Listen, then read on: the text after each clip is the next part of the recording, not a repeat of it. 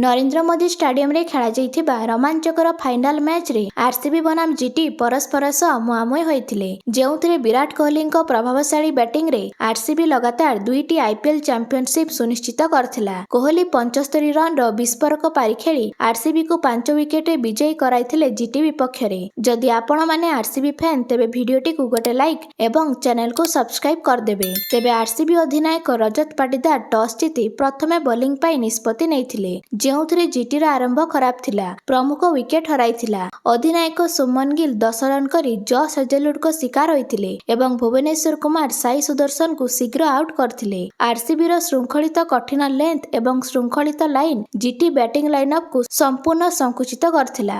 Jos Buttler 19 run रे कृणाल पांड्या द्वारा stump out होइतिबा बेले निशांत सिद्धू 20 रन रे राशिक दार ठारू गुरुत्वपूर्ण विकेट हराइबा गुजरात टाइटन्स को गंभीर विपद रे पकाई दैथिला।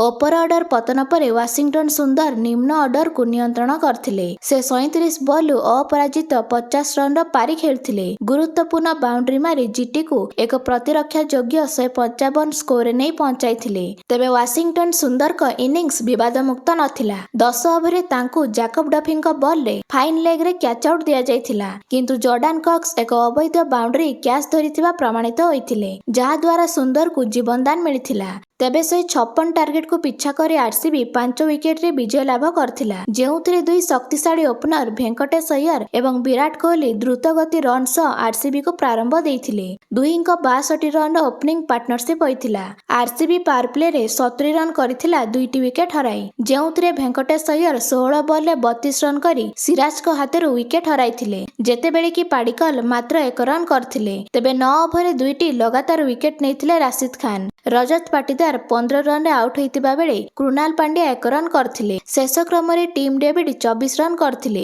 एवं निज विकेट हराइथिले। तेबे आरसीबी 5टी विकेट हराइतिबा बेले अन्यपटे कोहली स्थिर रहिथिले एवं निज दल पई लढिथिले। तांकु साथ देइथिले जितेश शर्मा। जितेश शर्मा 11 रन करथिले। शेष रे विराट कोहली छक्का मारी आरसीबी को जिताई देइथिले 18 ओवर रे। कोहली 42 बॉल रे 75 रन रो विस्फोरक पारी खेलिथिले जेउथिरे से 9टी चौका 3टी छक्का मारथिले। तेबे विराट कोहली को प्लेयर ऑफ द मैच पुरस्कार मिलिथिला कारण से 75 रन रो पारी सहित रन चेज को सफल करथिले। प्रबल चाप रे बैटिंग करबाकू आसी से एक संयमित इनिंग्स खेलिथिले।